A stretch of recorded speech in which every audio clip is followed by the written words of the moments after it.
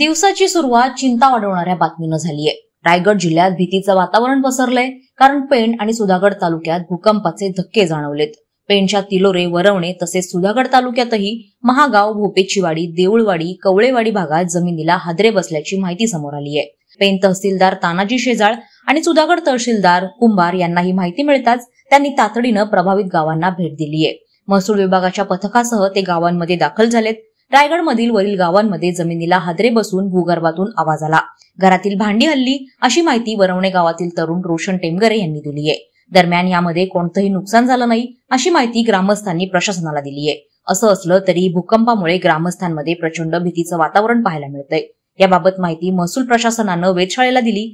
हवामान विभागाच्या भूकंप मापन केंद्र किंवा संकेतस्थळावर याची कोणतीही नोंद नाही, त्यामुळे आता जिओलॉजिकल सर्व्हे ऑफ इंडिया संस्थेला सर्वेक्षण करण्याची विनंती करणार असल्याची माहिती जिल्हा आपत्ती व्यवस्थापन अधिकारी सागर पाठक यांनी दिली आहे। आमच्या डोंगरपट्टी भागात वरवणे गावात संपूर्ण भूकंपाच्या हादरे म्हणजे रात्री साधारण एक 10 झाला आणि त्याच्यानंतर 10-15ला पुन्हा एक 10:30ला आणि मग एक आम्ही सर्व गावकरी जमा असताना आमच्या देवळाच्या शेडमध्ये 11:45 वाजता असा 4 हादरे रात्री बसले।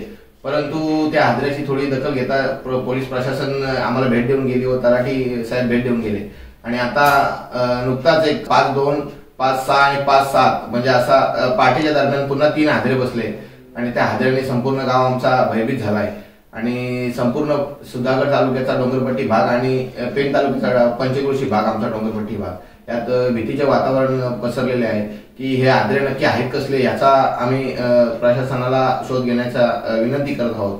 तर प्रशासनाने आमची विनंतीला दखल घेऊन प्रशासनाने त्याचा शोध घ्यावा की हादरे कशामुळे आज बसत आहेत तिथेशी।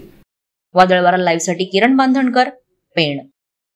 नवी मुंबई व रायगड जिल्ह्यातील ताज्या बातम्या आणि घडामोडींसाठी सबस्क्राईब करा वादळवारा लाईव्ह चॅनल आणि दाबा बेल आयकॉन।